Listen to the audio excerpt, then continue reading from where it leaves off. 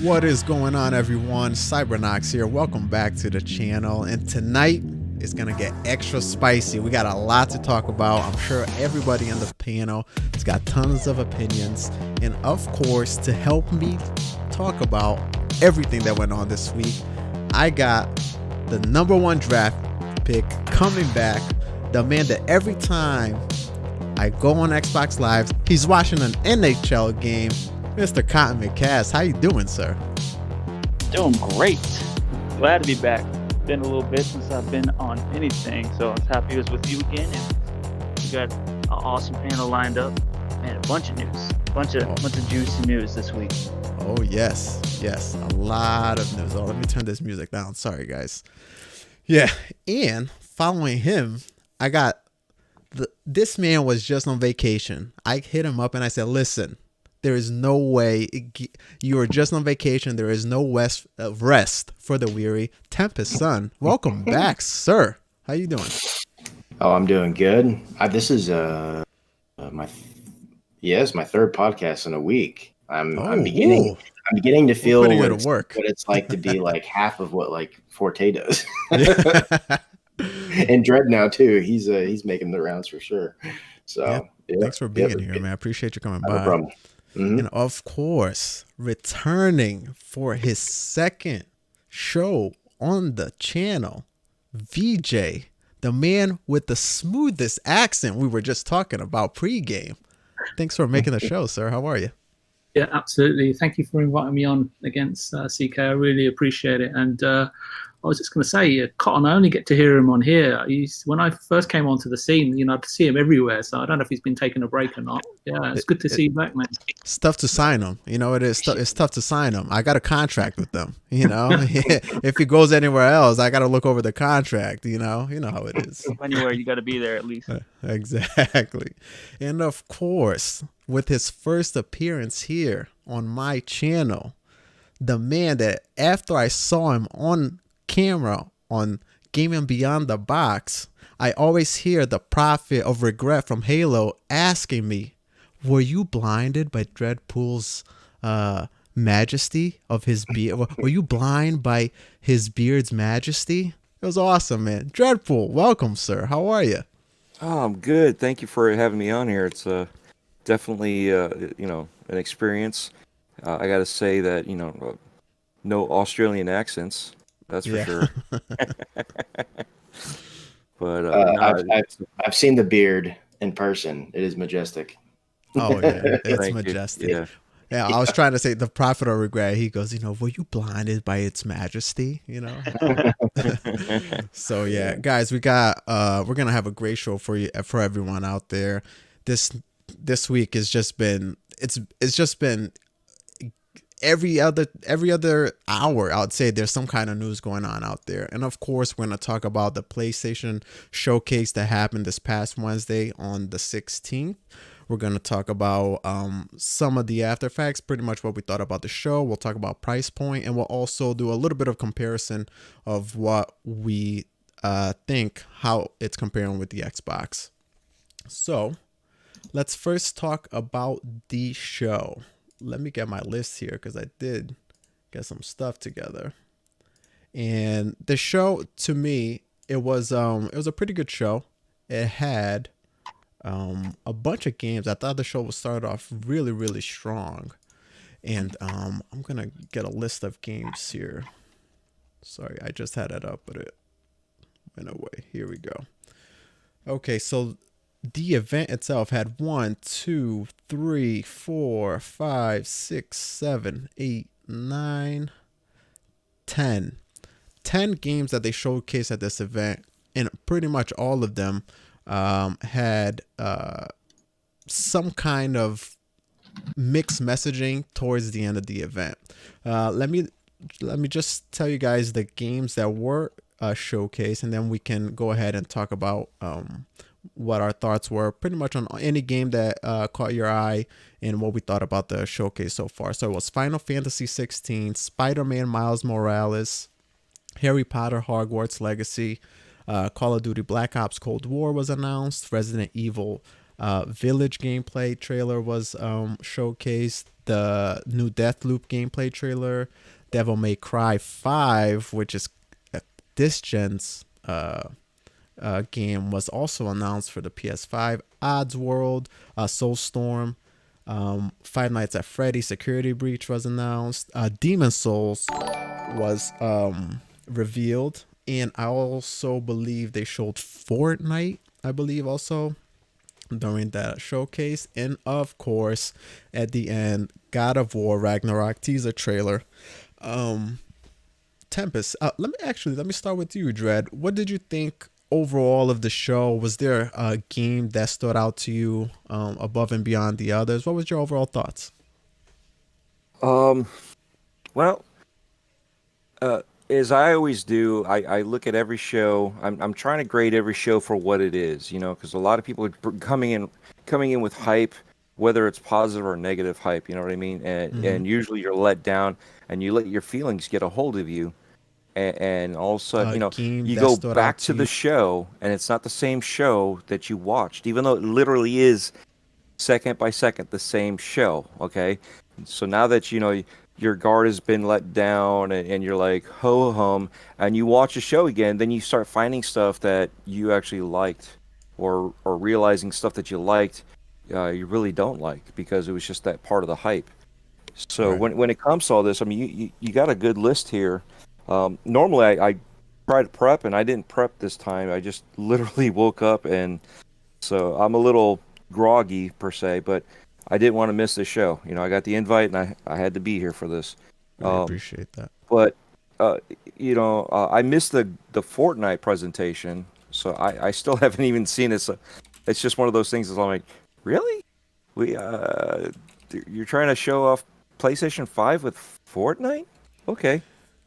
Yeah, whatever. And it wasn't just Fortnite, right? Like, they showcased Devil May Cry, which is a current gen game. It was released last year. Was it 2019 or 2018? I want to say it was. I almost want to say it was 18, because I believe we saw that on the 18 E3, and it came out later that year, I think. Okay. Yeah. I could be wrong. Yeah. But yeah, so you go into it, and I'll tell you what, the ones that stood out, okay, so we could slip through all of them, but the ones that really stood out is obviously God of War, Mm-hmm. So we got that sneak peek to see what it's going to be about, just the, hey, it's here, you know what I mean? So yet again, I'm questioning, how long are we going to be seeing this repeatedly over years, Right. But obviously supposedly it's not going to be that long of a wait for us, which is good, but we'll see what happens. Yeah. But definitely COD and Spider-Man stuck out the most for me. I do have a couple issues with some of the other ones, but as soon as I saw Call of Duty, I was like, yes. They just know how to hype up a trailer somehow. You know what I mean? It's sometimes just even just the mundane sitting here. All right, there's our target. All right, you're good. All right, good to go. Fire. You know what I mean? It was just that the mundaneness about it, but it was just, you got locked into it, and watching, and all of a sudden you're like, all right, so we've, we kill the guy, okay, what's gonna happen? Oh no, you missed. How does a sniper miss? You know what I mean? So yeah. but yeah. Go ahead. Sorry. I understand it's part of the storyline to progress it. You know what I mean? So Yeah. I understand. It's just, if you're going through something like that, there is no miss. Does it happen? Real life happens. So anything is possible.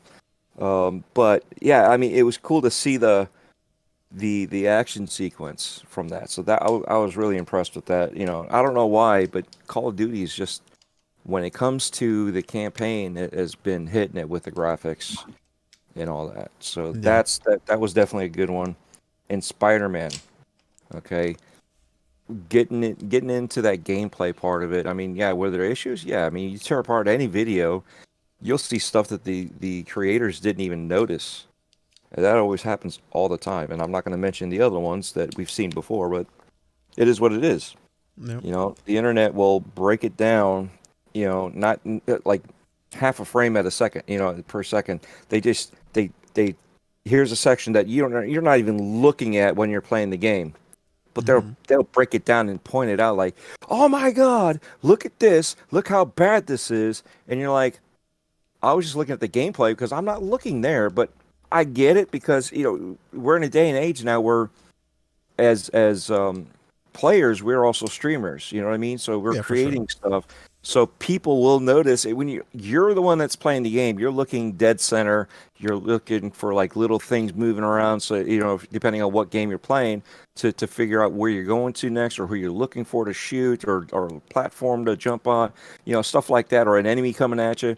So you're looking for minute little spots to trigger you to quickly move and make an adjustment, right?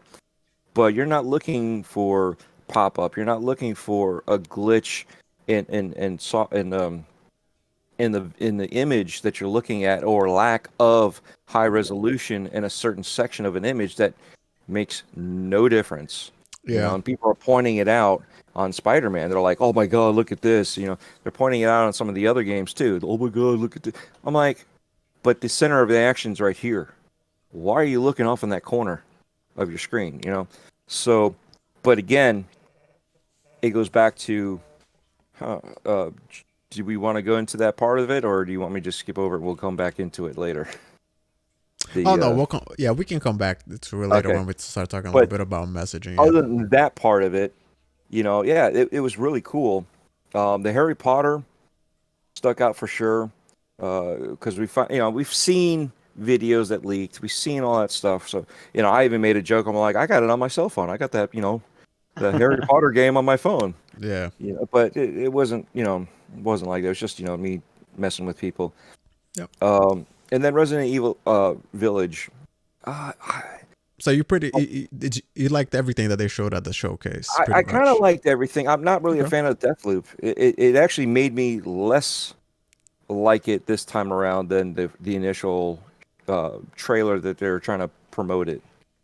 So, but Resident Evil Village, I didn't see as much as I thought I would. But I mean, it did get me into that. Is this Silent Hill now? I started drifting off. Like, are we seeing something different? And we just think it's part of the other game. So that was pretty cool. But Demon Souls, I was disappointed. Me too. Okay. Yep. Yeah, the physics is what it is for me. Yeah. I saw physics that does not happen. Someone's swinging a hammer at you, and you don't fly in the direction he hits you to. You know what I mean? You just fall back on your back. When he's swinging and hitting you on your left side, you should have gone to your right. You don't just fall down on your back. And I'm like, in a game like that, you think that we've progressed beyond, just simple 2020 graphics, or even 1990 graphics. You know what I mean? Just the physics that they used to use. Lara Croft would get hit by let's say in Tomb Raider, the original Tomb Raider, when one of the wolves would come up and get her, and then she would just fall down. You know what I mean? It's like, that made no sense. But we went with it because that was the tech we have. Look at where we're at now. We've got physics engines. Yeah. So did they say that Demon Souls is it a remaster, or is it just a remake? Or is it a remake, or is it just they're remaking the graphics, and this is what Bluepoint does. They'll turn an old game and make it look like a current gen game in most cases. But the second I saw that gameplay, I knew they didn't touch the actual gameplay at all. Yeah. How about you? So let's Tempest, man, what'd you think about one more question for you, Dread. If you were to give the show a score, what would you rate it? Meh. Meh? Meh. Meh. Okay. All right. I don't like numbers. It's meh or nah. You know what I mean? All right, that's so good. Yes, maybe, or no. And it's a meh. It falls in there. There's certain good things and certain bad things. So it's not bad, but it's not good. Tempest, man, what did you think? Did you think it was a good show overall? Was there a specific game that you liked, that the way it showcased? Is there a game that you didn't like? Cough, cough. No. And man, what were your thoughts on the show? So my thoughts on the show were, if everything hit the way I would want it to hit me, you know, it would have been fantastic. But what I mean by that is, well, actually, what's on the screen now might be my most like, I'm intrigued by this very, very much. I'm not a huge Harry Potter fan, but my wife is a diehard Harry Potter fan, and I've watched all the movies. So I have an appreciation for the universe and stuff like that. So I'm looking forward to this. Didn't think I'd see it here, so that surprised me. But Demon Souls, I said on Dred's show I did with him recently, I said if they don't touch the gameplay, even seeing the beautiful graphics, when people get their hands on it and they start moving the character around, right, it is outrageously dated. Like, this predates Dark Souls, and Dark Souls got better as it went. Some people don't like the second one, but like Dark Souls 3 handles far better than like Dark Souls 1. And then you add in Bloodborne and Sekiro, and especially Sekiro, they've honed their gameplay craft. Like, Sekiro is impeccable. Like, it plays like a dream. Difficult, but plays like a dream. Yeah, I'm playing that right now. Yeah. Yeah, you compare that to Demon Souls, and I remember even back in the day, I thought it was clunky. It had a reputation for being clunky back then, and the fact they didn't change it, Dred's 100% right. There was no reaction to blocking an attack. There was a lot of clipping. It was very slow. Some purists of Demon Souls and that love it, they're gonna be like, "Oh man, I'm so glad they didn't touch anything." But there's gonna be a lot of people. I'm calling it right now, dude. There's gonna be a lot of people that get their hands on it and they start playing it and they're like, "Wow, this looks great." And they're like, "What is this?" Like, because seriously, what is this? I mean, the gameplay is so like limited in a way that it's almost strange. So that didn't hit for me. I'm disappointed they didn't touch the gameplay at all, because they really didn't. You can tell they didn't. But the biggest disappointment for me, I was actually pissed off, and I wasn't even. I have a pretty decent computer, and I'm thinking of upgrading it with like the 3080. So it's going to be a really decent computer, probably in a few months, right? So I don't give a crap that they have exclusivity on this game. Would I like to have it on Xbox? Sure, I would, but I have a PC, so it doesn't bother me that much. But bro, the Final Fantasy 16. Here we go. Let's go. Tell the truth and nothing but the truth. Let's go. It looked worse than 15. It looked worse than Final Fantasy 7 Remake. All the environments looked outrageously samey. So overall, the graphics just looked rough to me. The animations looked really stiff. And what I can say, I know it's early on, but what I can say is when we first saw Final Fantasy 15, even like way before it came out, the animations were silky smooth. That wasn't the issue with 15 that I had.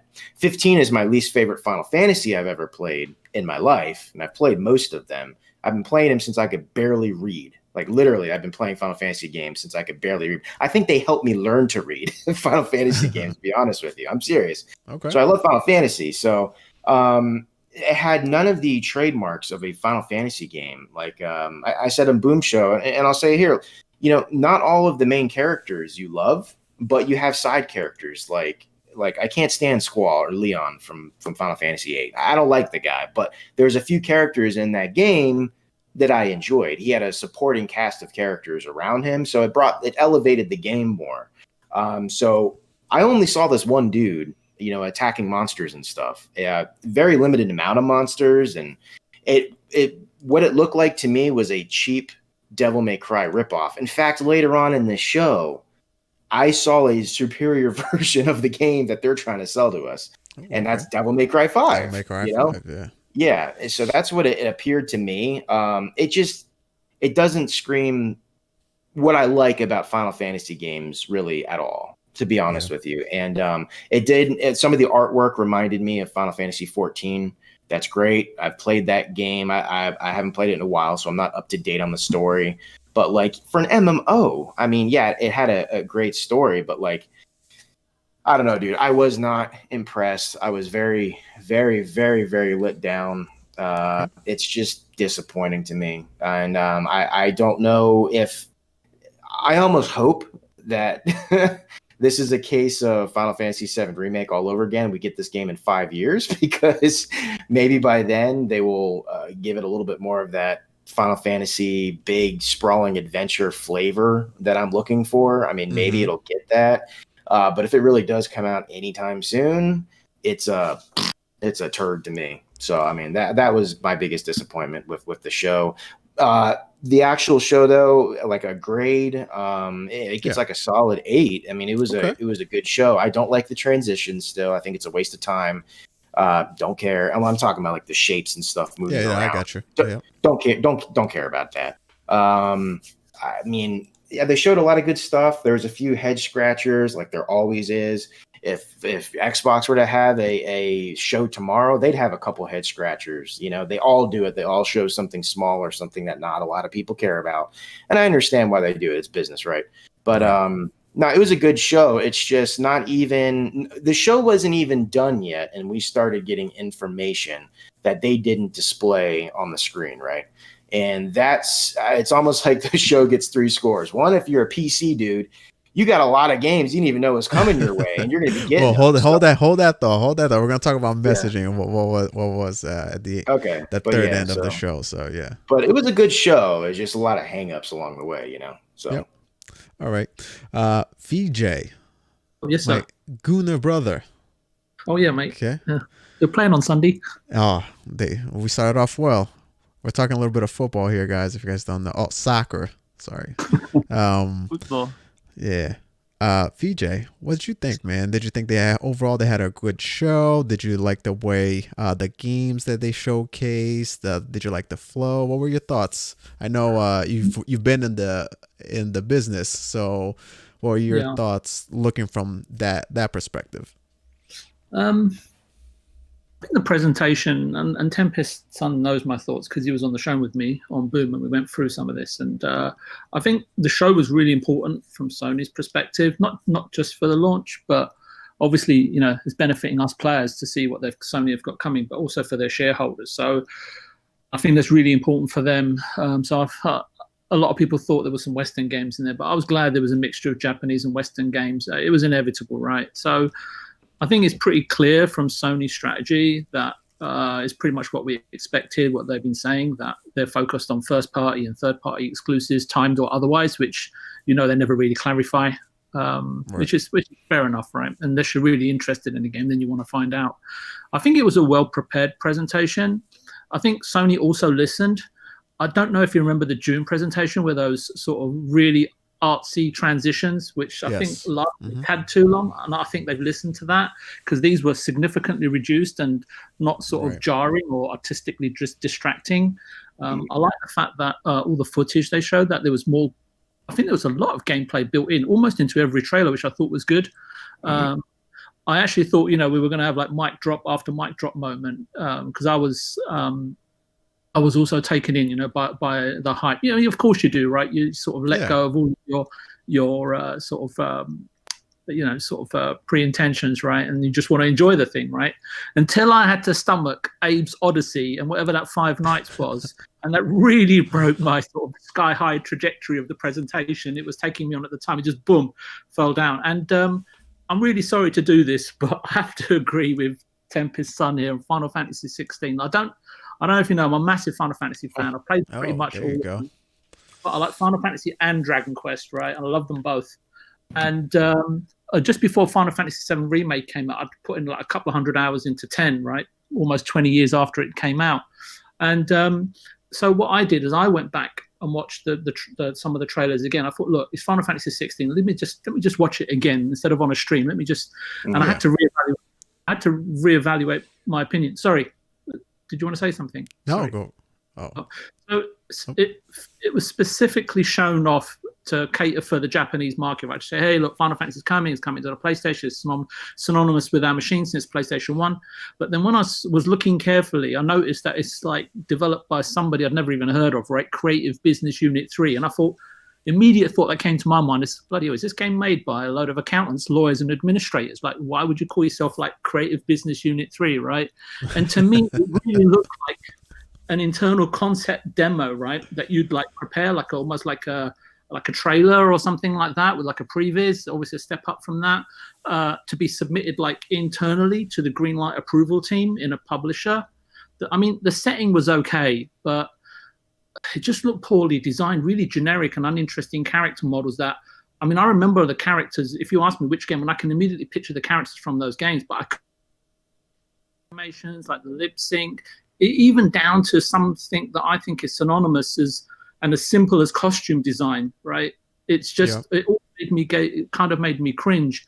I think they did everything to represent Final Fantasy. Everything to represent Final Fantasy, what it doesn't mean to me, right? They did completely the opposite. I so agree with you, dude. The Final Fantasy demo may have been technically impressive to some people, but at the same time, for me, it was imaginatively like depressing, right? If I can put it that way.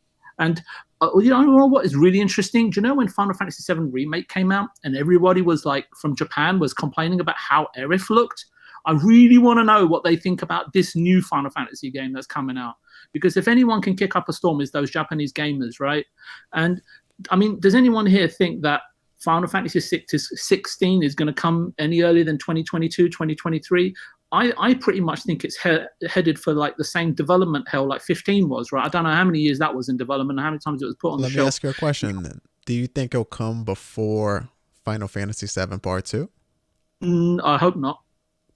I don't. Even if this game doesn't come out, I'm fine with it because it's just that terrible. I mean, I didn't feel the magical, like, you know, like when you hear Final Fantasy game, right? You know that even if you may not like the game, even though you may not like the battle system, even though you may not like the scenario, the story, you know that they are going to show off visuals and visual design and artistry, something way beyond your imagination, right? It's a magical, sensational vibration like I have felt, whether it's Final Fantasy 7, 8, 9, 10, 12, 13, and even 15, right?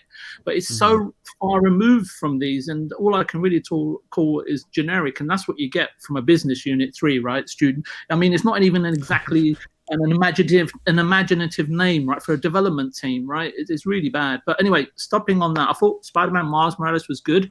I feel slightly misled, though, by Jim Ryan's sort of post in the Washington Post where he says the game's built from the ground up. No, I don't think so. We'll get into the messaging in a little bit. And I thought Harry Potter surprised me, actually. I actually think it might turn out to be pretty good.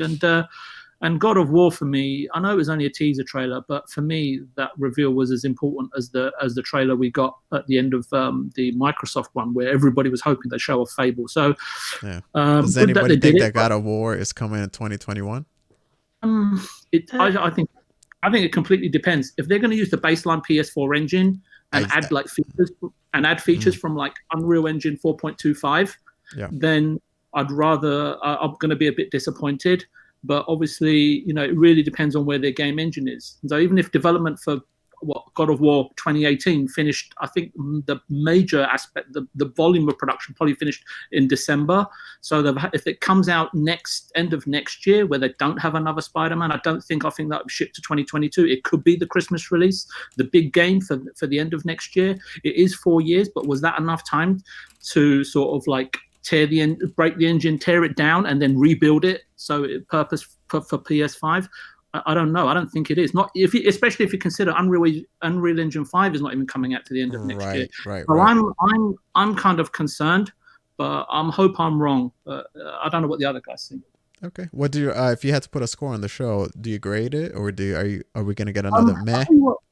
I'll tell you what, no, it's not that. I'll tell you what it's like. It's like when you go to the cinema and you want to watch a movie and you're waiting for it to start and you're sitting there with your popcorn and you get these bunch of trailers that come up beforehand, right? Some are rom-coms, not interested.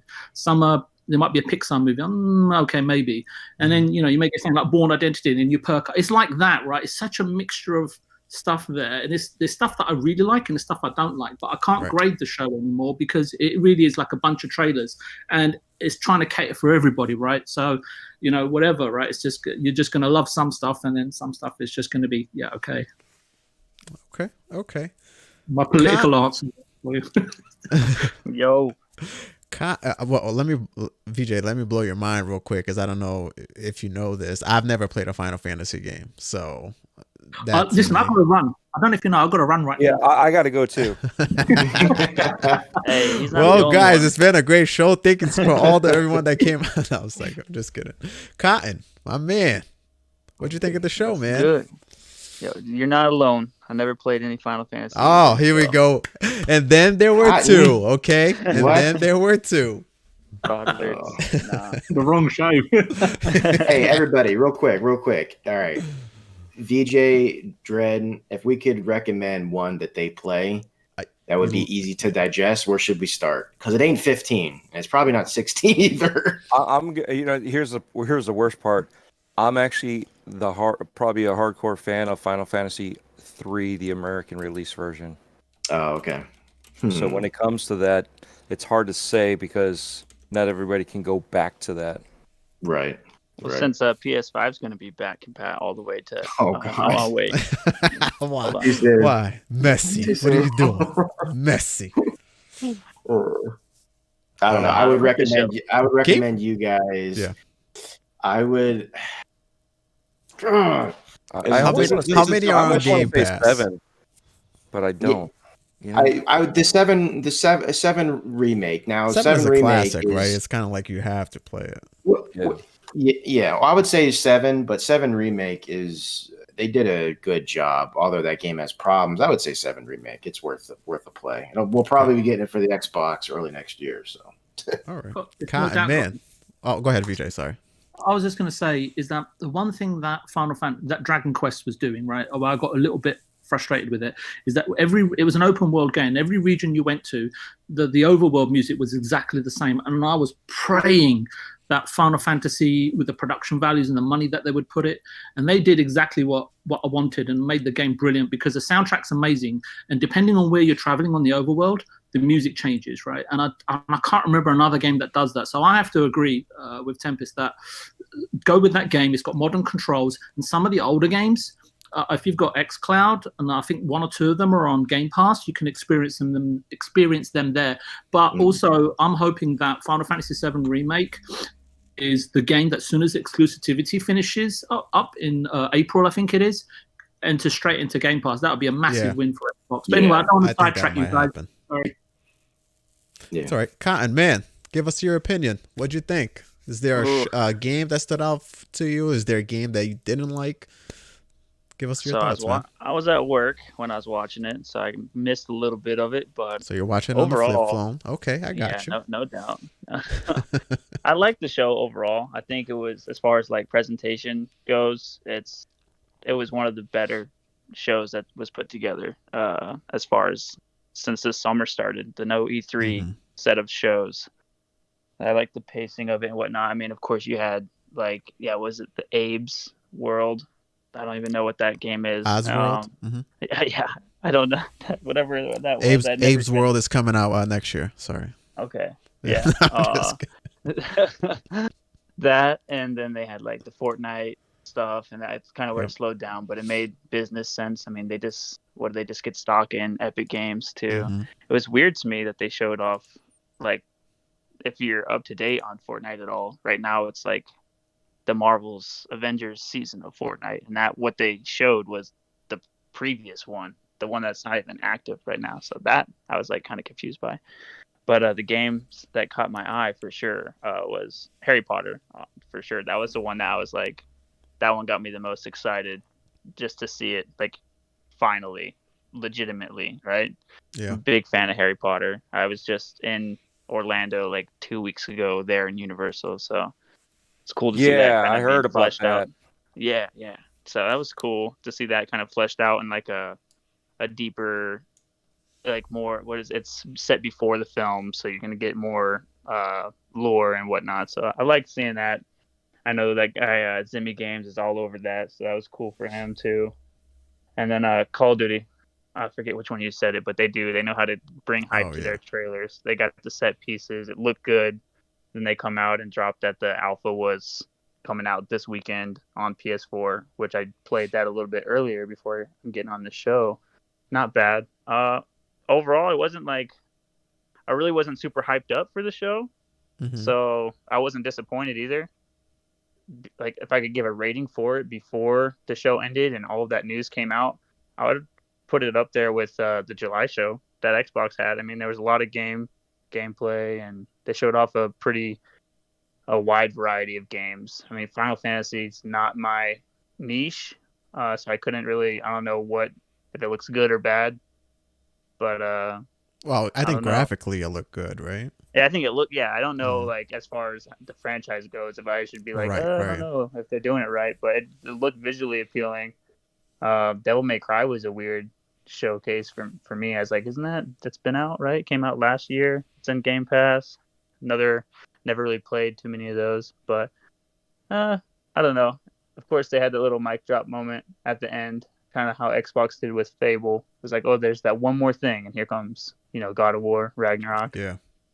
To 2021, the only way I see that being possible is if it's obviously late 2021 on the verge of, the coming year, and it's got it for such a quick turnaround. I feel like it has to be somewhere in the vein of like a Lost Odyssey and a Miles Morales, where it's like it's previous assets. It's not a full length game. Not to take away from it, because it's still going to be God of War, but I feel like that's the only way it comes out that soon.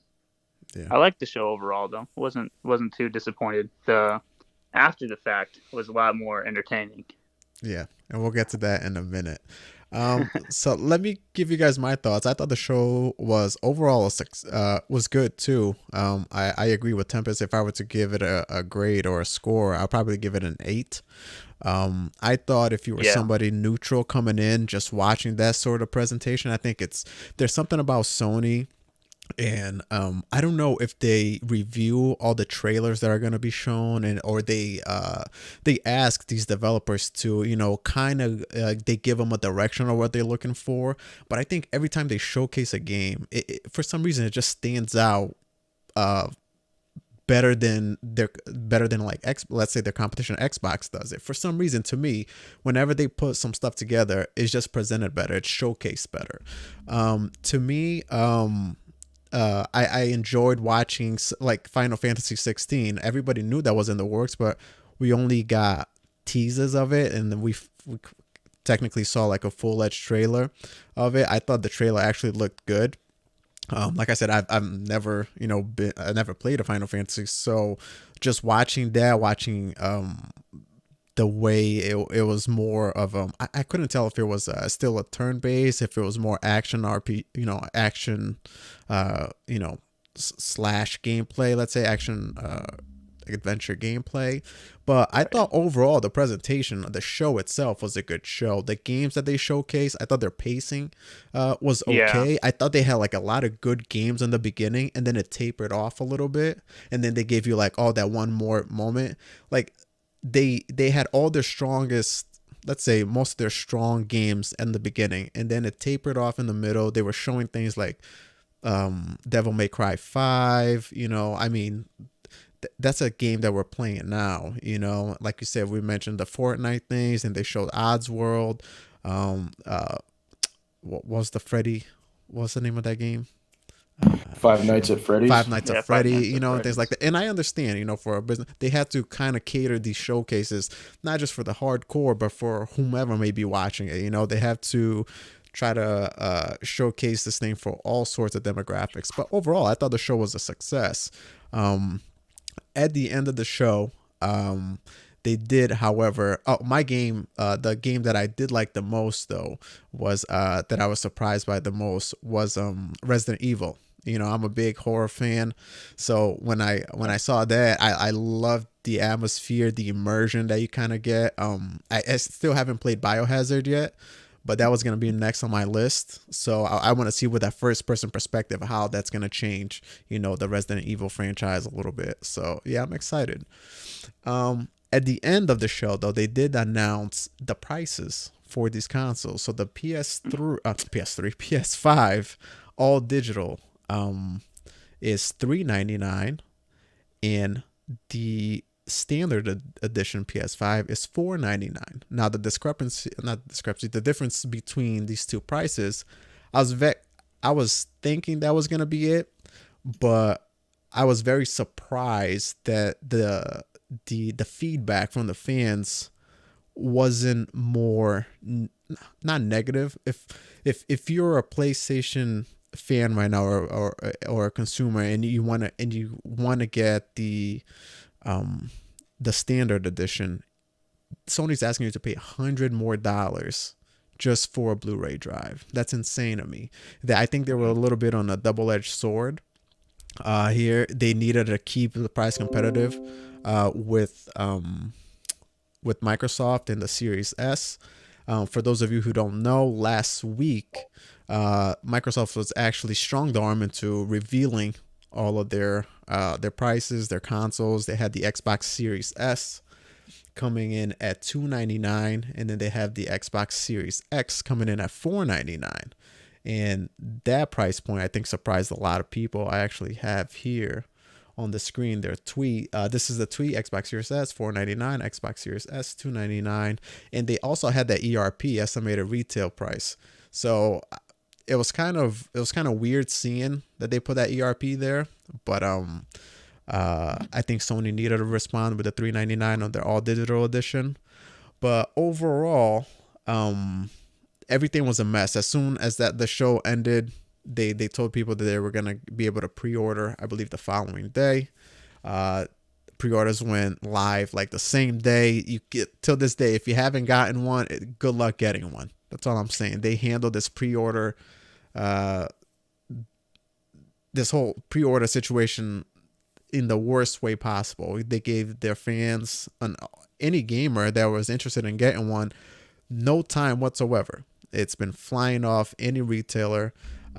So let me get you guys thoughts on the price points between Sony's consoles, and what do you think, how it compares with Xbox's consoles, and what do you think about the pre-orders? Tempest, man, let me get your opinion. What do you think? I thought it's the price that they needed. There's no way in the world they could go any lower. And in saying that, the crazy thing to me is, I think some people speculated, but I think we're finding out, if you pay attention to Twitter and people that have sold these pre-orders and stuff like that. I think I forget what it was. I think it was like 20, at lower than 20 or as high as like 28% or something like that. Of the divide between the two consoles. Like, they only had like an average of 23% of them were the digitals.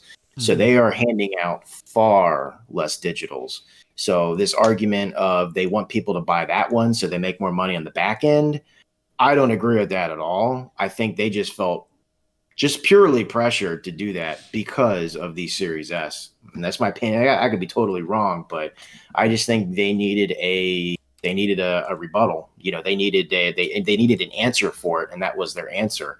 Come to find out, you can't really order one. There's not near as many as the standard edition. Yeah. Now the standard edition's $500. It's the same price as the Series X, and we know that story. I don't even need to get into it. So it is what it is, man. I think if they had their choice, they would have charged more if they could have, and they would have done it too. But you know, I don't know. The way they handled the pre-orders had me scared for my life, because I really want the Series X. I want a couple Series X's, you know, but just the difference in how they're going about it. I truly believe that Microsoft has these retailers in line, knowing what they need to do. If it's going to be handled differently. I know myself, I'm going to be showing up at a store well before it's open, and I'll probably just sit there waiting for them to open. But even Xbox today, they made a tweet and they were like, I think you'll be good. Like, you know, it's not that big of a deal. Like, they made like a very confident tweet, as in there's going to be a lot of units, you know. So they probably made a lot of people upset. Honest to goodness. And it's even more upsetting when you go on eBay and stuff like that and see some people trying to sell these things for like $4,000 or $5,000. That's absolutely insane. This could have been handled so much better. I just think it wasn't, because I think this was a reaction to Microsoft being forced to show their thing last week, right? I think they just wanted to get their pre-orders out there before anybody could put their money down on an Xbox console. So the whole thing was rushed. So it was a mess. There's no other way to put it. It was an absolute absolute mess. And if you are a diehard Sony fan, I actually truly feel sorry for you. So yeah, Dread, what's your thoughts, man? What do you think about the price? How it's going up against the Series X and how they handle this whole pre-order debacle. If you check your DM, I sent you a picture of a breakdown between the first time in the show and sliding into my DMs already. You man, look at you. Yeah, some stiff information here. Whoa. We're not on Gaming Behind the Box. No. What's news? Gaming After Dark. Gaming After Dark. Gaming After Dark. Yeah. It is what it is. It is. But it's Friday, right? It's Friday, so it's all good. Exactly.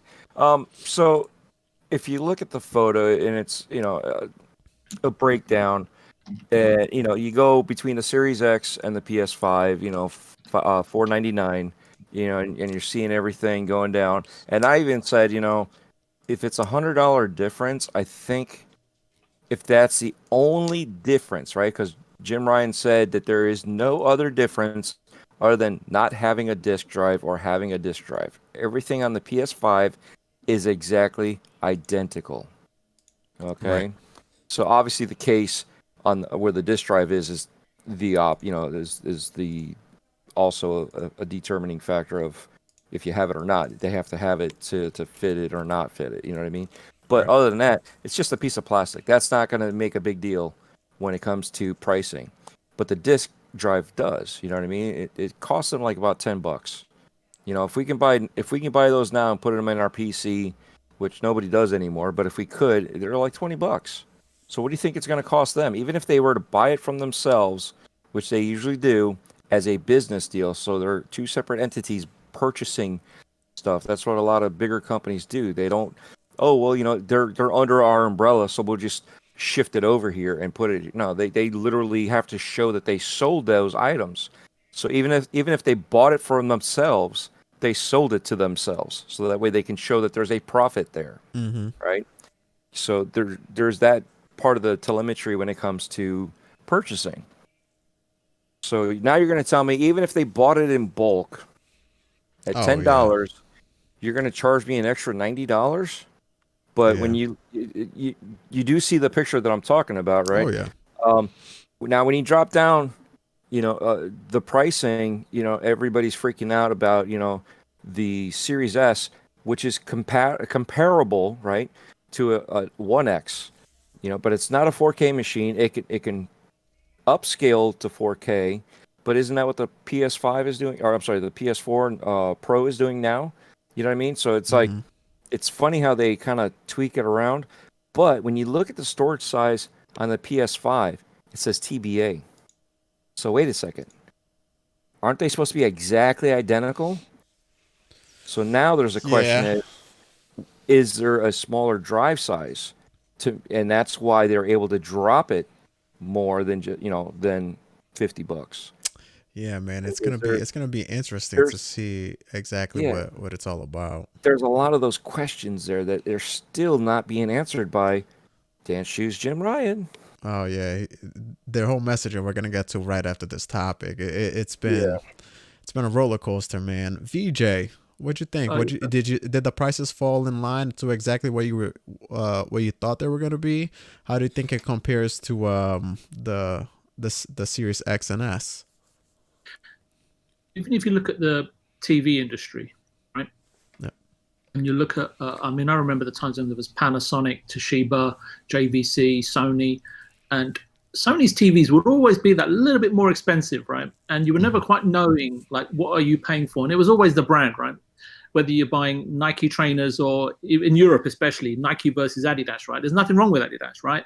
But you're always paying that $20 or $30 more for Nike. So you are paying for the brand. So I do agree that they just wanted to wait and see where Microsoft were going to land and then play their cards accordingly. So, look, these machines, they obviously cost, whatever, $400 or $500 to make, and they're losing some money, making some money. But it's the first iteration of the hardware, right? So it's going to go through several iterations until it comes down to, really sort of nailing down the costs on a consistent basis. You just look at PS4, how much was that costing when it was built? They were saying they were losing $40-50 and it was going to take them 8 to 12 months. No, sorry, it took them 8 to 12 months to recoup their investment back into the R&D, right, and selling whatever it was, 20 odd million units in the first year. So I think they can afford to do the price point, especially, and I covered this on Boom's channel, so I really feel sorry for Tempest. He has to listen to me say this all over again. But Sony were never going to price themselves in such a way to self-inflict a stutter in their business plan, right? And you may say that Sony were forced into a $399 all digital price point, since Sony don't have an answer to Game Pass, and given where the Series S is positioned, and so on and so forth, and there is validity to that as well. I'm just saying everybody's point is valid, right? Everything has a bearing on the outcome. It's not my opinion or your opinion. It's just everything has a bearing to a degree on what the outcome is going to be. It's like that in everything in life. But there are some more factors to consider why they went with $399. I think $399 psychologically, and everybody talks about it, and we've been talking about it for 7 years, right? And it would have been on Sony's mind. It served them so well in terms of how the PlayStation 4 panned out eventually. Mm-hmm. Also, there needs to be a lower price point, because where the profits lie for someone like Sony is not just in accessories, not just in controllers, not just in license fees that they get in from third parties. Right? It's the software tie ratio as well, which is significant, right? Especially when you think how much is going digital now. Yep. So digital is the future, and they are withdrawing from retail quicker than we think. In Japan already, I know that they don't care about retail, and many of the major retail outlets there that used to sell games, and one of the biggest ones is SoftMap. They've diversified completely. It's only Nintendo that are really supporting retail facings, and that's because they think that their brand is completely different. They have been aggressively licensing out all of their brands since 2003, 2004. Aggressively, akin to how Disney do it, because they want to make sure that their brands and their characters, which they can, right, because they're very unique to them, are as popular as Disney's, right, and become household names. So anyway, not just to get back on track. So $50 was never enough for me with so many physical games as an incentive to switch to digital. It was never going to be that. So it had to be $100, if not more for me, especially because I know that this digital machine is a virtual cash register. I know there's point been made that, look, you know, there's hardly any out there, this, that, and the other, but I'll come on to that separately. Like, I've been racking my brain, like, how can these machines be selling out, right, considering the number of retailers globally? But I'll come on to that in a minute. But the economics also since 2013, not just for Sony, but for Xbox, have changed. And the magnitude of savings that they're making compared to 2013 is incredible. Just have to look at the reductions that they're making, right, in terms of physical logistics, sales reps fees, which can run 2 to 3%. Retailer margins can run from 20 to 25 points. MDF is 1.5 to 2.5%. Returns have to be factored in at 1.5 to 2%. Secondhand market has a huge bearing. I mean, I go into the game stores in the UK and GameStation, and I go into, is it GameStop here as well? You know, and it's like, oh, we've got this, but do you want a secondhand? I said, no, I want a new copy, mate. You know, so also, you know, that infamous video, right, where you share games between friends. I think in 12 to 18 months, it's going to become a thing of the past, right? So then you've got the increased profit margin that Sony are making per unit, right, which we know on digital, on a first-party $60 game, is $27, right? And I know, I'm not sure if we're talking about price increase, but that's a separate topic. But my biggest thing is talking of hardware systems, and tell me if I'm going on for too long, so I've got time. Get it off your chest. It's all good. Might be here till tomorrow morning. It's still that system. You know that it's going to sell another 10 million units this year. It's already at 5 or 6 million now. They're going to sell, you know, whatever the tie ratio is, you know, 5 to 10. It's another 50 to 100 million units of software. So a price drop for that machine is logical, if not inevitable. And that machine, I was watching a video, and the guy made a really good point that, hey, right now, this machine that they're selling for $400 is no way costing them more than $100 to $150 to make. Sure. Yeah. And there's a very good reason for that. Because in 2018, Sony invested a couple of $1 billion in a factory of their own to build, with Mitsubishi, to build a factory in Japan that was 100% automated, because the biggest costs biggest costs in China is manpower, and the manpower cost has risen. Also, because of the political unrest over there, many factories are moving out. They're going to Malaysia, they're going to countries like that, Taiwan, Vietnam, and setting up infrastructure there. But the manpower and the labor there is not as well orchestrated, or doesn't have the history like they do in China, where they know how to build these things over the last 20, 30, 40 years, right? Whether it's the car industry, or making electronics, TVs, whatever, cameras, whatever, right? So they're not as well versed. And Sony designed the factory specifically to have a return on investment, and it's specifically making only PlayStation 4s, right? And that is huge, because if that actually, well, it does work and it is working, but imagine, right? They could actually produce that same factory anywhere in the world, right? In Europe or in America. And that's why I think that they're doing, and leveraging that in the future for PS5 will also bring down costs significantly for those guys. But so Sony, anyway, getting back to Sony and the PS4, they're going to be rinsing that content, that console, and the catalog of games for time to come.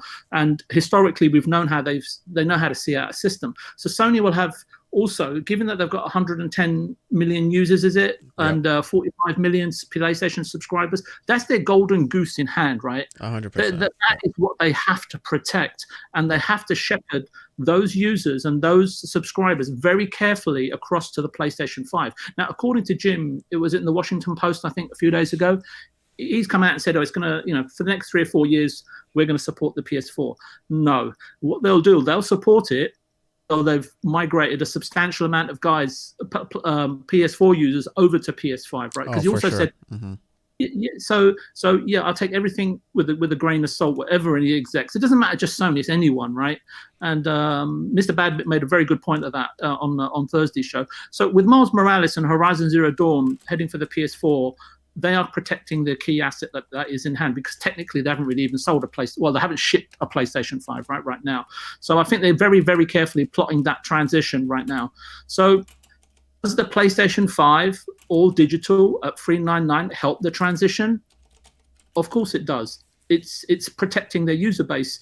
It doesn't just help them. I think it further cements the transition, right? For people that are looking to upgrade and saying, hey, I paid $399 for this, I only have to pay $399 7 years on, and look how much more powerful it is. Do you see the psychology there, right? So I think they've had to do that partly for that. And I'm not saying Xbox didn't have an impact on it. They did, obviously.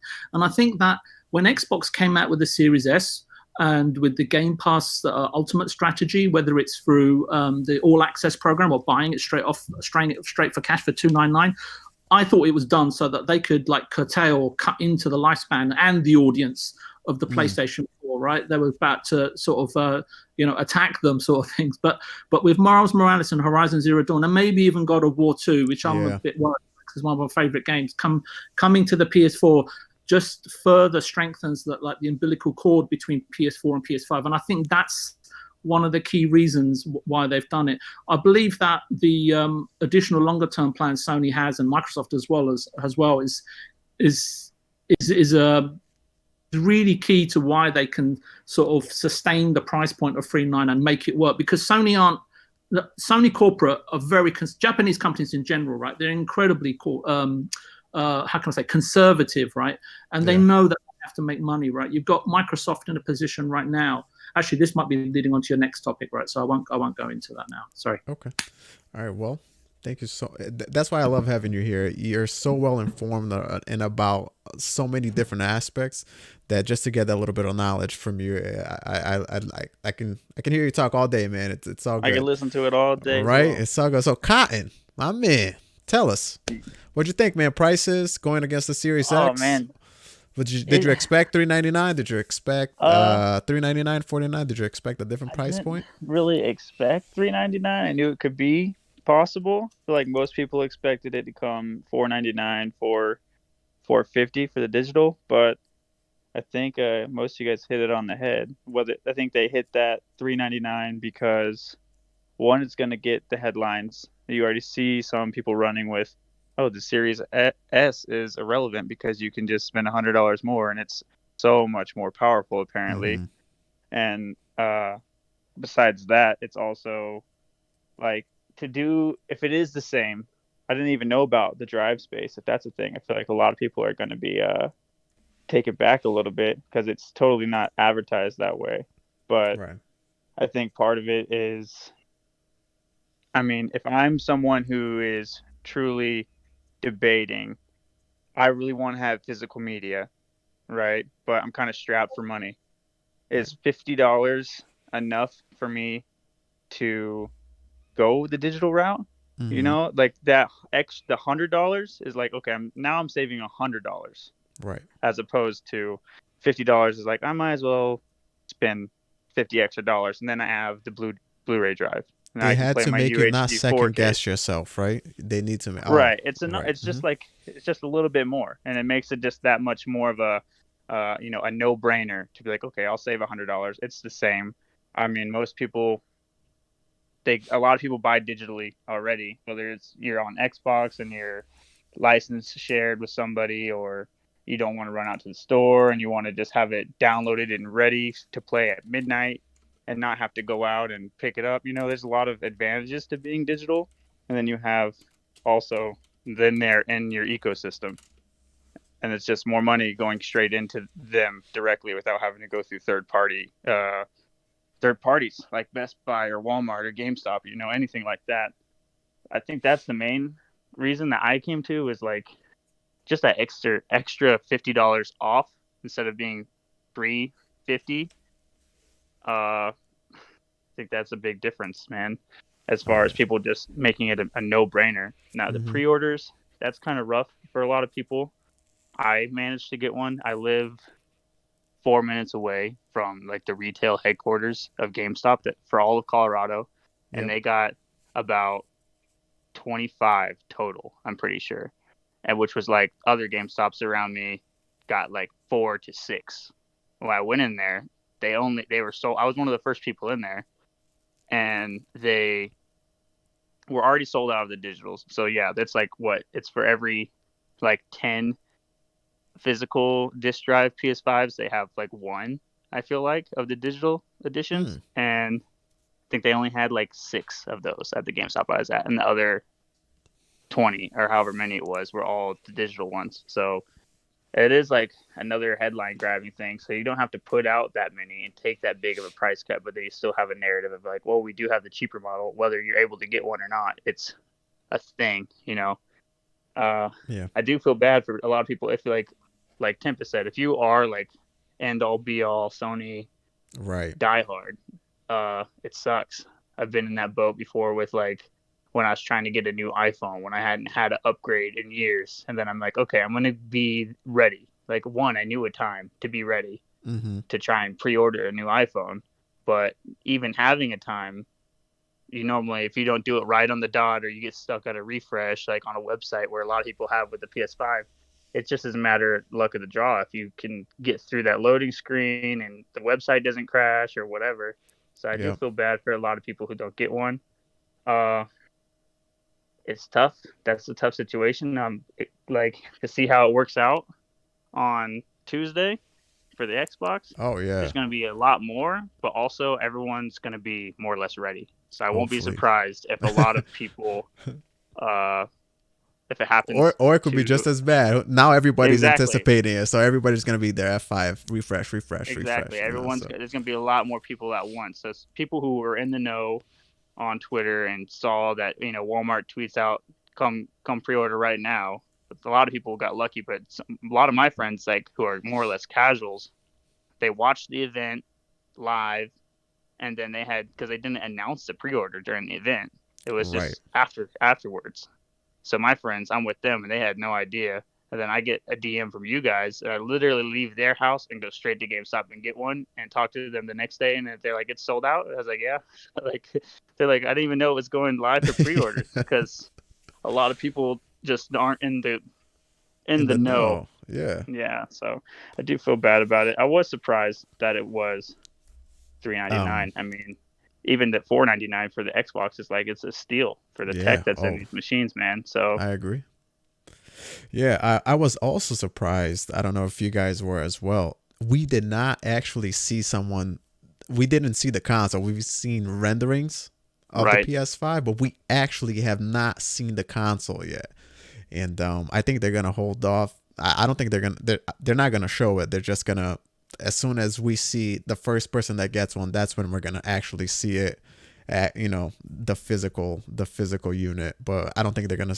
I think they're, because the size of the Series X and the Series S, this thing just is a behemoth next to it. So I think they're gonna hold off on. They're just gonna keep showing renderings, and then we'll see it when we get it. Pretty much.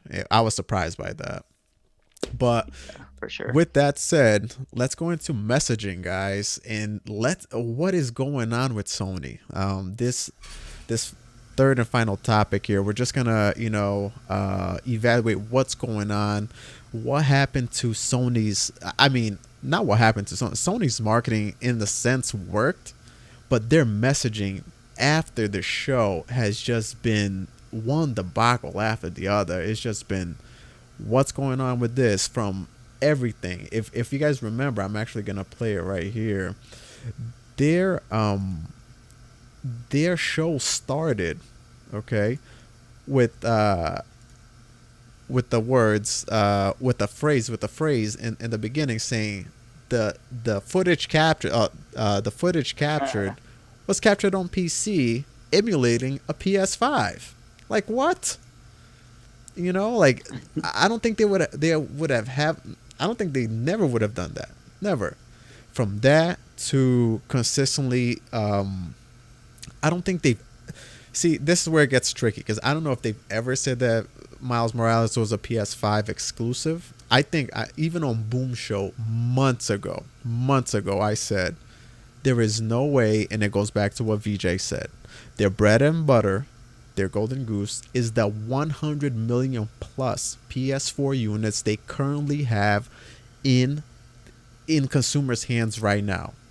There is no way, in my eyes, they're just gonna leave that hanging. It's insane. You're just leaving money on the table. Now, I was surprised by Horizon Zero Dawn, and I think if Horizon Zero Dawn is coming to PS4, I believe God of War, depending on the numbers, we can see that, you know, maybe the manufacturing numbers aren't there. Then we know that they had to do some RMAs on the SOC chip, that were malfunctioning or whatever. So we don't know where their numbers are going to be in 2021. If God of War comes out in 2021. So it could potentially still come out for the PS4. That's my take. Not just that, with the backwards compatibility, things are just a mess. If you have your accessories, this is the thing that I don't hear anyone talking about. Okay, just listen to this. If you have a DualShock controller working on the PS4 right now, and you have a PS4 game playing on the PlayStation 5, you can use your current DualShock controller to play your PS4 game, but you can't use that controller on any other game except that PS4 backwards compatible game. Why not? Doesn't make any sense. You know what I mean? Yeah. Are they just turning off? Is it just a firmware turn off? Is it just what are they doing? I'm not a developer, but if it can play my backwards compatible games on a PS5, why can't I bring my accessories along? You know, there's honestly no reason that there they is just no want to reason. sell controllers. Exactly. Reason. There is no reason. But I'm not a developer. I don't, you know, so I don't want to, you know, just blatantly assume things. But it just, and then listen, we as Xbox fans, we're gamers, right? We're fans of gaming in general. But I primarily game on my Xbox. That's where, you know, my core friends are. That's where pretty much I game most of my time. When we ask for better, we get better. But and we see when they're messing up, when we're doing something we don't like, we're vocal about it. And when Sony does it, their fans, or their hardcore fans, just turns a blind eye. That's insane to me. Jim Ryan with his messaging, man, it's just been awful. I can't, like, everything after the fact that just kept coming out. If you have Spider-Man, you're gonna have to pay $70 to play it on the PS5 for the remaster version. It's insane. Like what is going on here? It's the fact that PlayStation owners, if you really look at it, they're all suffering. Well, for 7 years they've been given bread and butter, right? And they're being fed, looked after, and now they're seeing that what Sony are really doing. They're all suffering from Stockholm syndrome. Mm. Put it. Yeah, it's got to be something. I mean, it's just been awful, man. It's just they literally deliberately lied to their fans, kept, well, quote unquote lie, right? Allegedly lie. Their marketing was, they believed in generations. They had, I've mentioned this to people most of the time. They know what to say at that, what they know what to say to their fan base at that moment. Xbox's Matt Booty came out. They were talking about how they wanted to keep, you know, the Xbox ecosystem all in one place. They wanted to keep their fan base together. When Sony had their showcase afterwards, Jim Ryan said, no, we believe in generations. We want to take, you know, we want to build games from the ground up. It was like Miles Morales supposedly was going to be PS5 exclusive.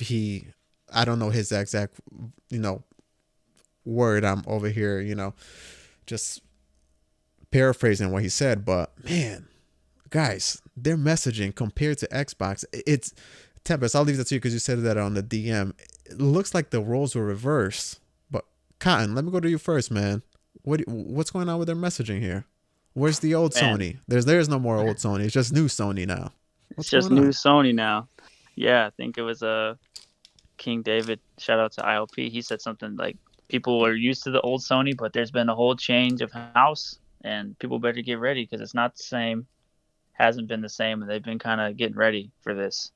Even with all the games starting to come to PC, the messaging was unreal, and it was kind of very sly smoke and mirrors. That none of it was on the forefront.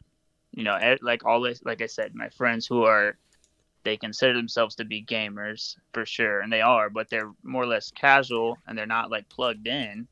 So half the people who might have watched the show don't even know what we're talking about. People who even went out and pre-ordered the console a lot of them probably don't even know that Miles Horizon coming to PS4. You know what I mean? Mm-hmm. Probably the same with some of these people who are throwing bread at the eBay auctions. It's like, it's crazy. It's not clear at all. Even there's confusion on the PS Plus, like you said with the accessories, and then why they don't work? Why you can't play if your PlayStation 4 DualShock can connect to the PS5. Literally, if it can connect, it should be able to play anything that's on there, in my opinion. You have the touchpad. What are you missing? You're missing the mic that's always listening, apparently. And you're missing the fact that you can blow into the controller. So I don't know. And the adaptive triggers. Yeah. But I mean, like, you should be able to play those games. That's not clear. Even like no touching on back compat at all. As far as I saw, it was only the select collection of games that's coming to the PS Plus, like the new editions, and like the new edition. Yeah, go ahead. Sorry. Because the titles that they had on there, I mean, they showcased the big thing I noticed. One of the titles they showcased was Last of Us Remastered. Do you see Last of Us 2 on there? No. And I bet you're gonna have to pay what you're paying to get the ultimate remaster or enhanced if it is Spider-Man. Ghost of Tsushima, did you see that on there? No, Ghost of Tsushima's not on there. It's all of their stuff that's pretty old. I mean, they're good games, but I don't know. That was confusing. Their messaging with the "We believe in generations" just to completely backpedal, 100% backpedal on that. And whether that's because obviously they're having a shortage on it and they still want to make their money, and they have all of those users out there on the PS4 and the wild still that they can take advantage of to try and recoup, you know. It's just wild. Even that they completely, the Spider-Man, like, people for how long? Everyone on RDX, people on podcasts all over the place call out it's an expansion for better or less. It looks great. and then they come out flat out saying no, it's not. It's built from the ground up. They said that about almost all the games that are coming to the PS5. They're all built from the ground up for the PS5. Dude, it kind of blew my mind. It didn't blow my mind because it's what I've kind of been thinking. A lot of people have been thinking, but just for it to be so a lie coming from the top down, like whether it was Sony telling Insomniac straight up to be like, no, this is only possible on the PlayStation 5. It will not be on the PS4. It's a full game. And now that they're going to release it on the PS4 as a DLC, pretty much a significant DLC compared to the other ones that are on Spider-Man. But that messaging is all over the place.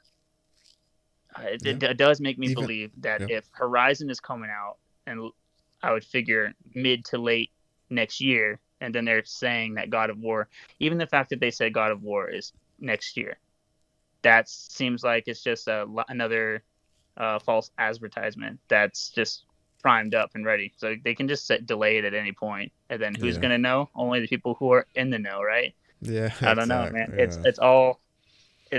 It was a very telling. Like you don't know what to believe coming from Sony now, and that's not a good look, right? If anything, you want to be able to go straight to them to know like the facts about what you're going to be spending your money on in a time where people don't have excess money. So it's not a good look. I mean, I hope that for the better of the industry, they kind of get it together and be more transparent, even with things like how you said Xbox. Like if we see fans see something that they don't like or it's heading in a wrong direction, they totally listen. I feel like with the whole Halo debacle, they weren't listening to all the diehard Sony fans who were just going to trash Halo. Everyone kind of came in agreement. It's like it's not where it should be, and they come out and they do what they got to do and they delay it, right? And they're upfront about it. So I don't know. It's wild, man. It's crazy. I agree, man. I think transparency is key, even to the game, some of the games that are coming out to PC. Now they're saying, no, they're not coming out. I'm like, come on, it showed that they were going to come out on PC. Like on their own video. On their own video. And human error. Like, come on, this is a pre-recorded. Come on. What are we doing? How many times did you guys watch this before you guys finalize it? So many times. What are we doing? The fact that it said it was coming to, what did it say? Not to other consoles for a limited time, and then the PC, and then they totally ripped that. That's huge, bro. Yeah. Dread, what'd you think, man? What do you think about what's going on with Sony's messaging now? I'm gonna go in a couple different directions. So just hear me out on this. Okay, first of all, they said July 12th, 2020. Everything that's being released after that must work on the PS5. Okay, so people keep on forgetting that part. So everybody's questioning these games that are still for PS4 if they're going to be BC for PS5. Well, what about this? Now, speaking of forgetting, Mike Mullis, right? You know who he is from the original Next Level Gaming. They do their show on Thursday nights. Well, he remembers from last year. It was like one of those investor stockholders meetings and all that. Yeah. They said that they're going to be supporting PlayStation 4 for the next 3 to 4 years. And this was a year ago. So it's funny how we all forgot about that because, like it's been said, they make sure that here and now is what they message with you. This is what's going on, and this is where the climate is for gaming, and we're going to give you the answer you want to hear. They're not going to give you the full truth, and some of the fans are actually running away with, well, they didn't say this, so it's obviously not this, it's the other thing, So because they didn't, and they let that hype train run, because what better way to get the word out, even though you didn't say it, the fans said it. And all that hype train just keeps on building faster and faster, and it's just everybody keeps on jumping on there. And that's the funny thing is they don't say nothing until they have to, and that's part of the that little deal that that they kind of do with with their mixed marketing. You know what I mean? They don't give you all the information, and yet you run with what you think you're reading or what you think you heard versus being transparent like Xbox has been doing recently because of their mixed messaging in the past. Their god awful messaging, back in 2013 that everybody still brings up. Yeah, granted, I brought it up just now, but everybody still brings it up. And it's like, they are not the same company. Are you the same person that you were 20 years ago? Some people weren't even alive, so you can't say yes. You know what I mean? Even for those that are older, we are not the same people that we were 20 years ago. Mm-hmm. And neither are these companies because they are different people running the show. Even though the majority of the leaders might still be there, there are others below them that are also delegating and changing up the narrative. So we always forget that. And now I'm going to go back to Spider-Man. I've said it before. I even kidded with them. I'm like, is this running Unreal Engine 3? Or I'm sorry, Unreal Engine 4? And the reason why you don't want it to go back to PlayStation 4 is because you're waiting for it to release with Unreal Engine 5 because of that seamless transition. And I did that directly to Insomniac Games. Never got an answer. I wasn't expecting it. But that was the whole thing. People were like, well, Unreal Engine 5 is not coming out till next year. So I'm like, that's not the point. It was just the point that they're trying to say that this game that we know is an expansion from an existing game should be playable. Whether or not they add those extra special bells and whistles to make it only playable on the PS5, that's fine. Right. But you know what I mean? Are you going to bring back the puddle from Puddlegate onto this to artistically meet your vision that you couldn't meet on the PS4? You know what I mean? There's that narrative. They just kept on saying, no, this is only for PS5. And like I said, we all forgot. Again, back then they said that they're going to make sure that they're supporting PlayStation 4.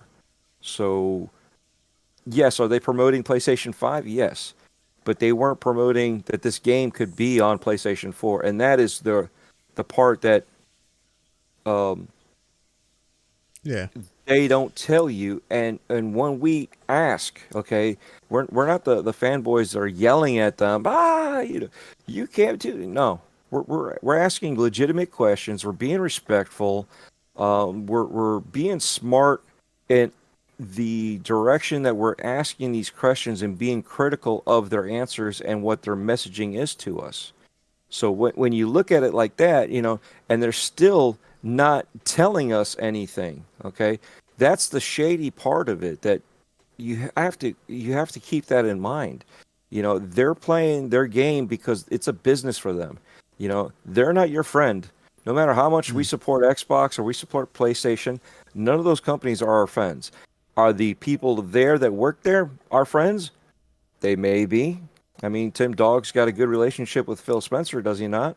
But he's not going to sit there and get every little detail inside of the company. That's not his spot.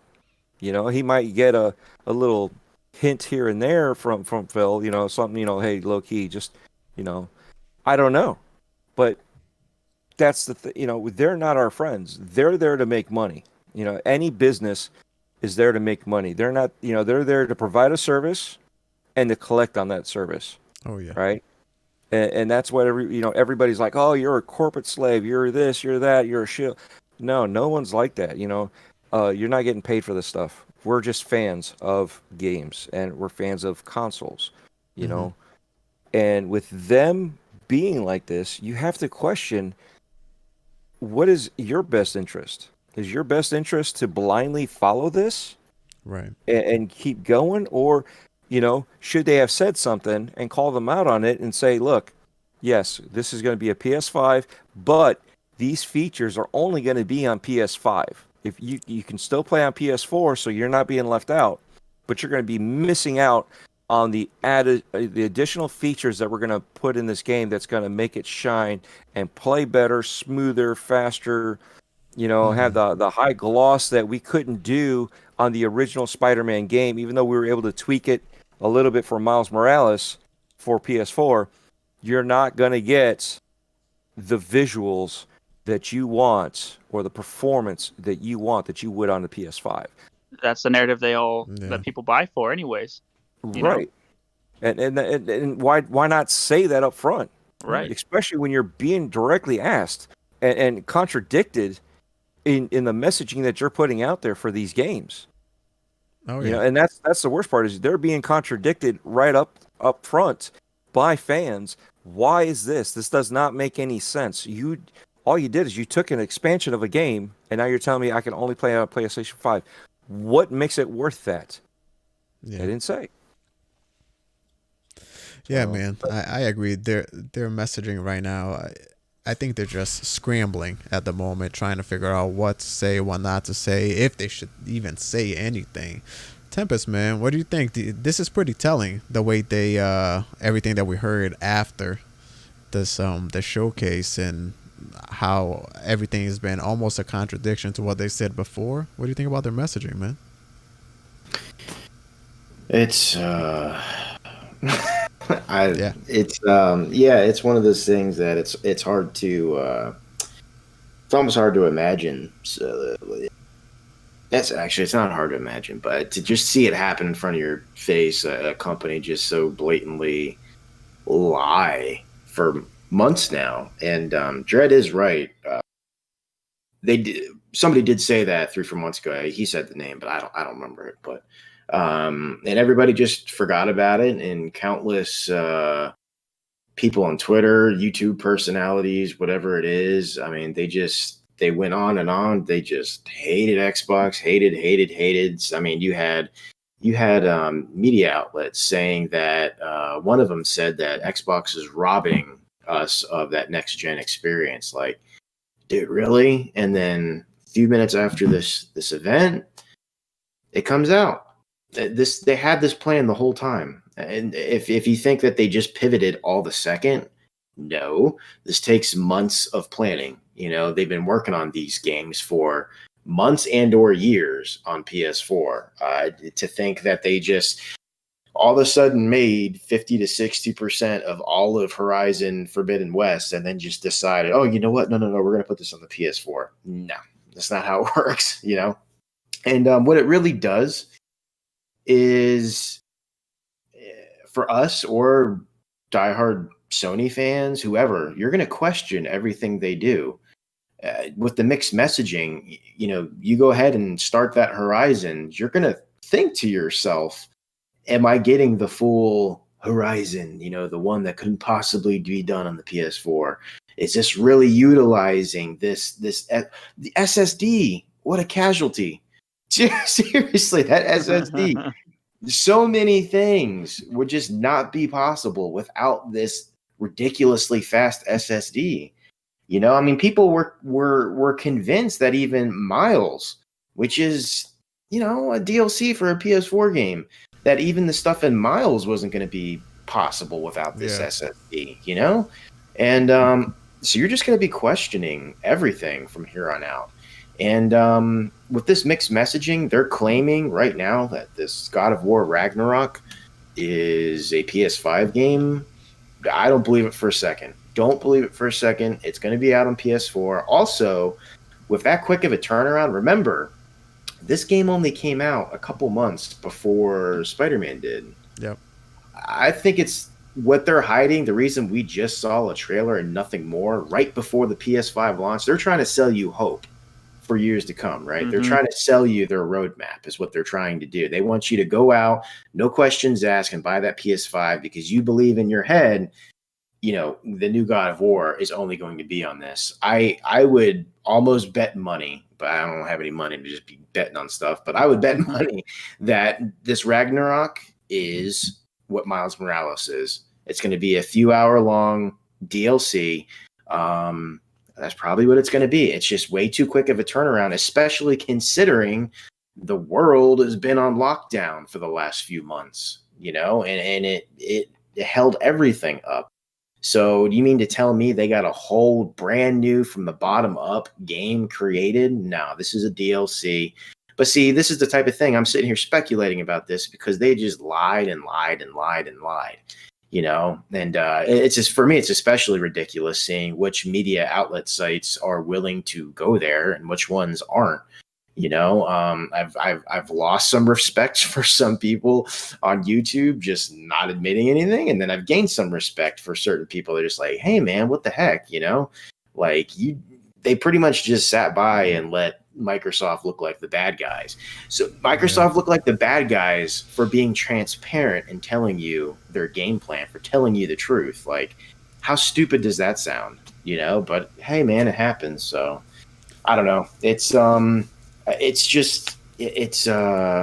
don't know the saying, but you know, it can take a long time to build that trust, build trust in a brand and people, and it can be gone in an instant. And that's just what happened here. So you know what? No matter what they say, when they say it, you're going to question it. And at this point, like Jim, you know, tap dancing, dance shoes Ryan. That guy is just at this point, he's just a liar, you know. Like, I don't know how else to say it. And he just did a couple interviews recently, like right after this event, saying like, "Oh, the games have been built from the ground up, being utilized for the PS5," you know. And it's like, no, they haven't. And you know, I'm not being hypocritical, like, because I know Halo Infinite wasn't built for the Series X. It's going to utilize the extra power. It's going to utilize, I guess, ray tracing, stuff that can't be done on the One X. But I'd be a complete moron if I thought Halo Infinite was built from the ground up to take advantage of the Series X. You know what I'm saying? So, but he's sitting here claiming that, no, these games won't be held back at all. Like, just one narrative completely. And then a 180 turnaround instantly. It's bizarre to see. It's honestly crazy. And you just can't trust them now. It is what it is. I mean, even that dude on Keely's show is like, no, we'll give you well in advance. You'll be pre-order now. Twitter. Like, you can't trust anything that they say, anything. So, you know, is what it is, man. They're only hurting themselves, and eventually people are going to get sick of it. So. And to me, it's just like Sony, they have the track record for putting out phenomenal games. They don't need to do this. I don't understand. But VJ, take us home, man. What are your thoughts on all this? You sure you're ready? I'm ready. Oh, I'll give it to you. The panel actually raised some really fantastic points, and I just wanted to try and, of the ones I can remember, I'm going to try and address them. So, everything that I've heard, and as Tempest just mentioned something, you know what? Everything reeks of all this mixed messaging, all this palaver, pricing strategies, miscommunications, misdirection. You know what it all stems off? Not ready for launch. They're not ready. They were never ready for launch. They're launching because Xbox is launching, and I think Sony needed a couple more months, maybe another 2 or 3 months in the oven to get ready. Sony were very arrogant after PlayStation 2, and the arrogance led to a severe gut punch with the PS3. Okay, they clawed their way back, but they really struggled after that. And the reason why I want to mention that is because Jim Ryan has been at Sony a long time, and he was part of that. He's seen the peaks and the troughs, right? And that's why it's kind of baffling why he's behaving this way. And I have to point to him because he is the leader. Yep. And everything that happens within the company, it flows, everything, how can I put this? Every aspect of his personality, the way he behaves, the way he communicates, it flows down and it becomes the DNA of the company, right? Similar to how Bill Gates was. I don't want to go into that now, right? But how that led Microsoft, right? And that's my issue. And that's some of the bearing of, that's some sort of, I don't know, explanation as to what's happening and why it's happening at Sony.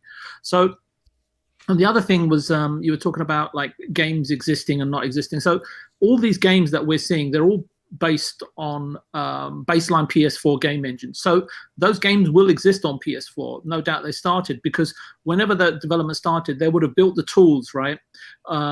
Similar to, and you should go check out, right, Unreal 4.25. And because they're very specific tools for enhancing games for PlayStation 5 and Xbox Series X.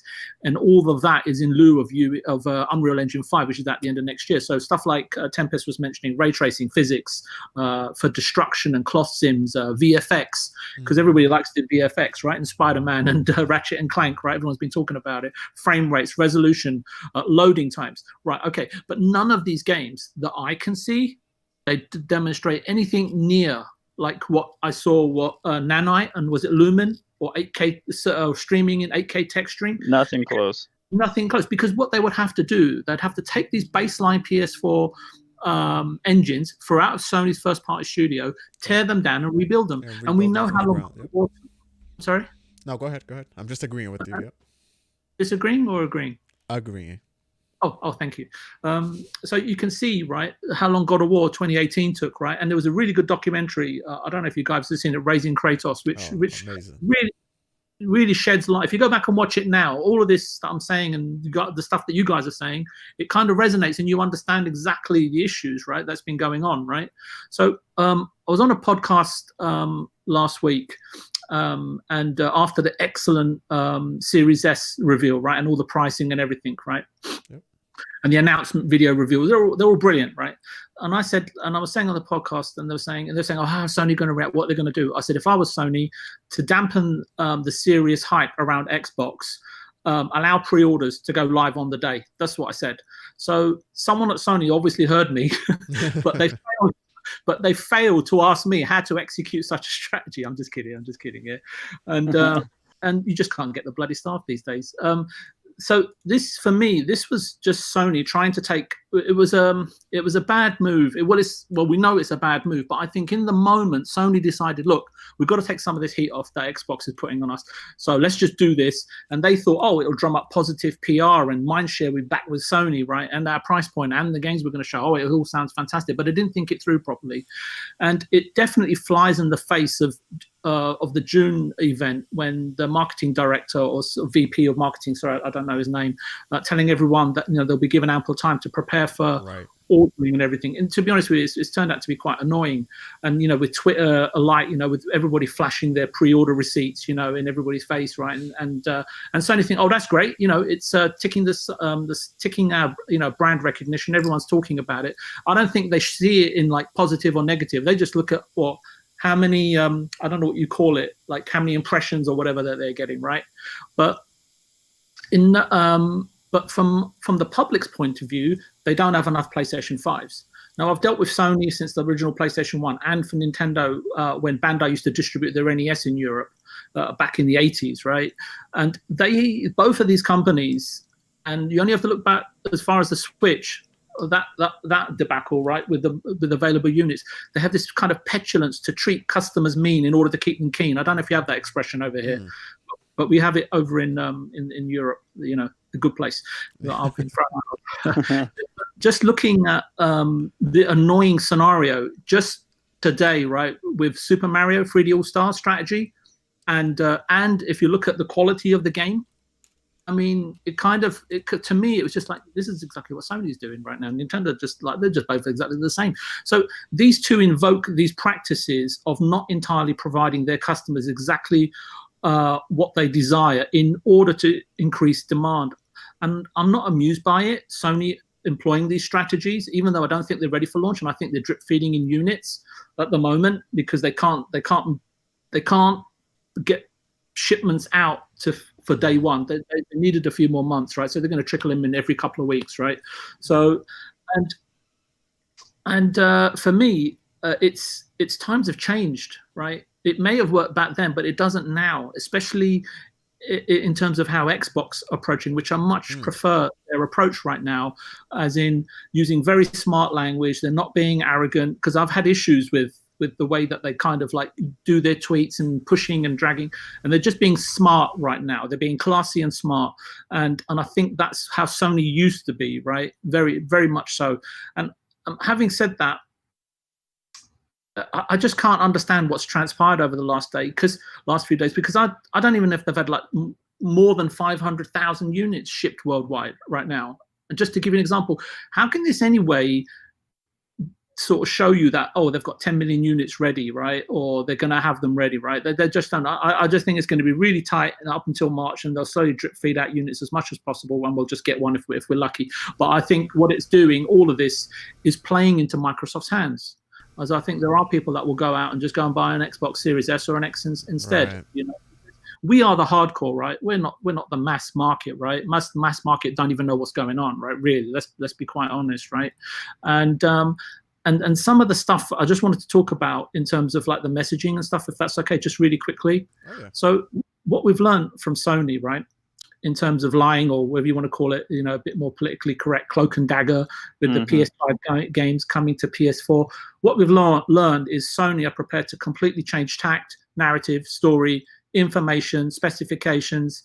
But I think this is more to misdirect. This misdirection, I think, is more aimed at Phil and Xbox and his team, because let's be clear and honest, even Aaron Greenberg with his tweet was fooled by Jim, you know, in the whole "we believe in generations" narrative, right? Do you remember that, right? So, yeah. So I'm not saying it's right or wrong, but I think that they're respecting, or whether they fear or whatever. And I heard King David speak today, whether they're fearful or whatever.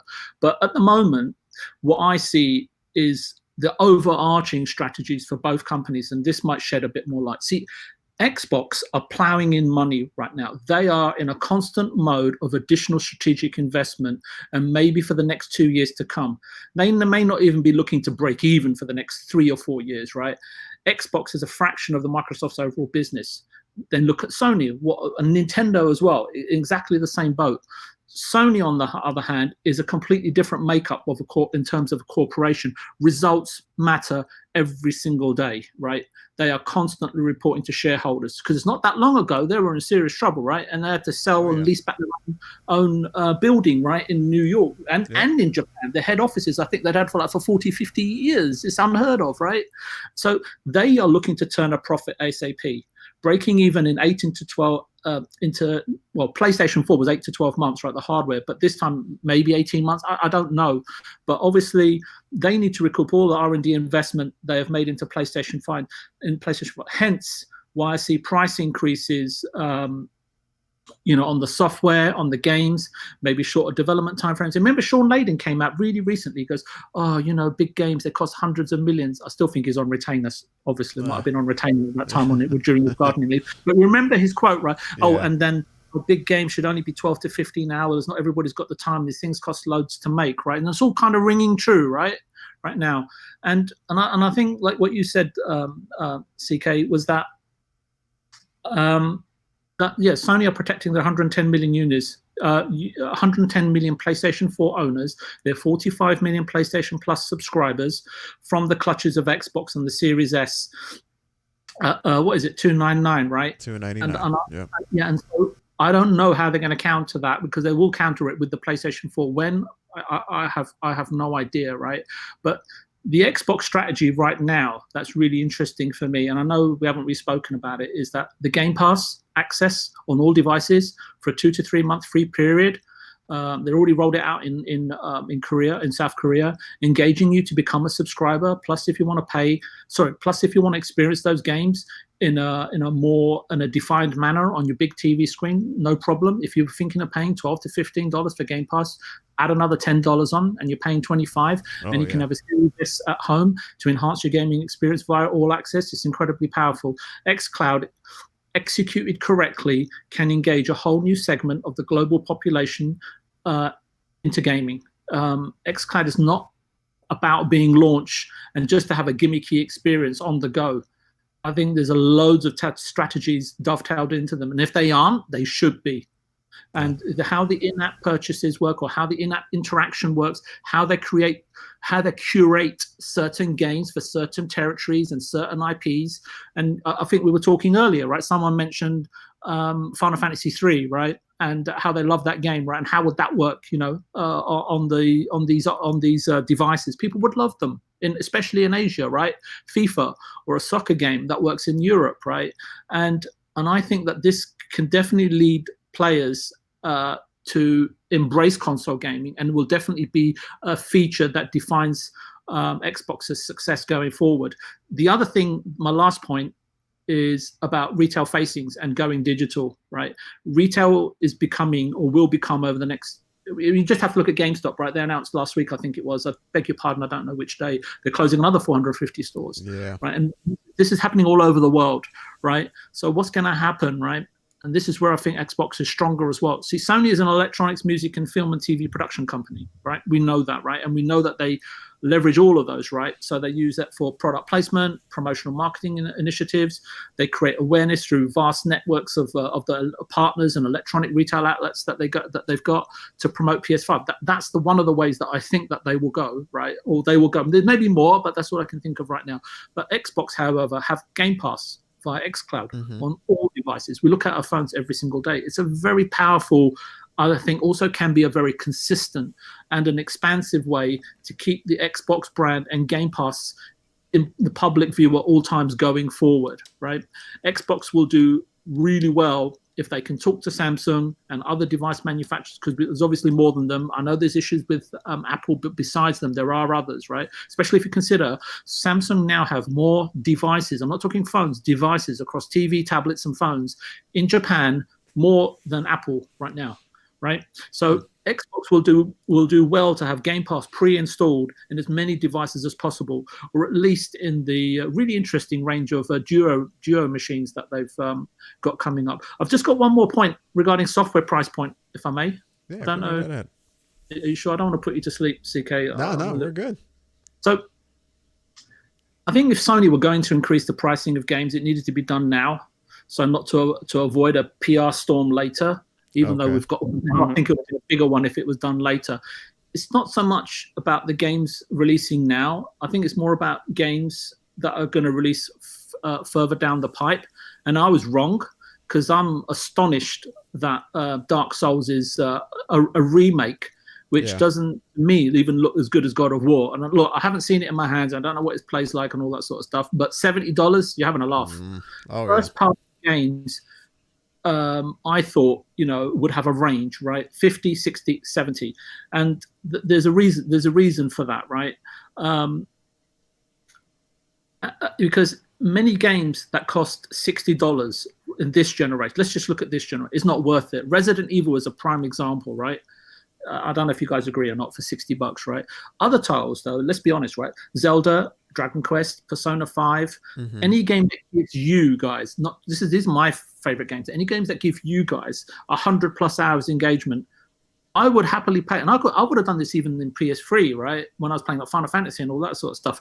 I would have happily purchased them for $80 or $100 versus my perception of, say, something like Yoshi's Island, which I really, really like. But it's done in 6 to 8 hours. That's a $30 to $40 game max. You can't even buy it for $50, less than $50 second hand. It's crazy. And I put out a tweet back in June, and people were talking about the price points back then. I don't know if it was Take-Two, the first company back then, to announce $70 for 2K for something for PS5. But remember that our Japanese gaming cousins, right, have been paying $45 to $85 for a game since PlayStation 2 era.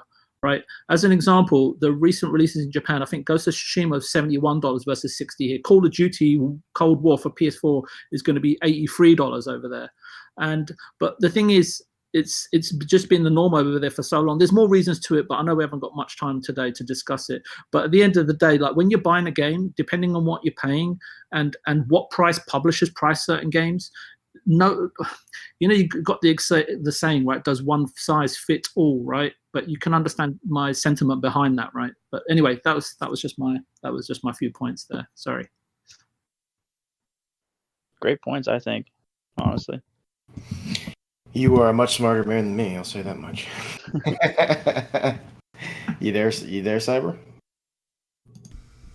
Oh, sorry. It was because my thing was going off. I had to mute my freaking mic. But no, VJ, what I was saying is no, that's why, man, you come from so many different perspectives. You bring so much knowledge. It's awesome hearing from you, man. When you go off, and maybe sometimes you go off in these tangents, man, it's great, getting all these different perspectives, like I said. But guys, it's been an amazing show. Thank you so much for everyone that showed up. We had about 15 people here at one time. I really appreciate that. It's my highest number, and I thank you for it's growing, man. Yeah, man, it's growing little by little. Let's go. I appreciate that. And just to finalize this topic, to me, Sony didn't have to do this. They already had the market share. They have the games. They have the track record. Why do that to their fan base? But we'll see after this backlash. We'll see what happens, and we'll see if they actually, learn from what kind of messaging they're giving to their fans, and maybe they will be a little bit more transparent with their fans. But yeah, so let's go into some outro, guys. Thank you so much for the whole panel for being here. Cotton, man, tell everyone where they can find you. Of course, yeah. Thanks for having me, dude. Always a great time to be here. Cool to talk with you again, VJ, Dreadpool, Tempest. You guys are all some good dudes. You guys can follow me on Twitter at Cotton McCast, same name that's on the screen right now. It's also my PSN, and that's also where I stream on Twitch pretty rarely these days because I'm pretty busy with the Ocho and all this hockey that's going on right now. The Ocho. But also, if you want to play some games, pretty occasionally I'm on there on Xbox Live at Terryfold. And I should be on Primetime Gaming with you guys tomorrow on Monday. Oh, nice, man. I didn't know that. Yeah. That's awesome. So if you guys want to hear some more, swing by Boom's channel for sure. Check that out. Absolutely. Sweet.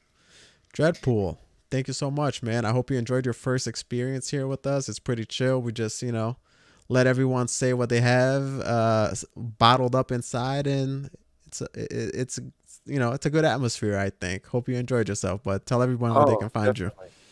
Oh yeah, I had a blast. It's fun. It's always, because we always talk on other people's shows too. So we never really have that interaction between us.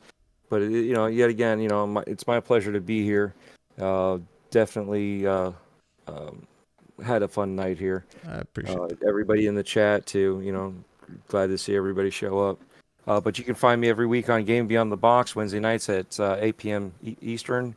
And also on Saturdays, look for us for Playcasters. Breakfast with Boom Friday mornings at 10 a.m. And I'm also doing my own thing right now, Breaking Bread with Dread. Mm-hmm. And Tempest Sun is my episode 2.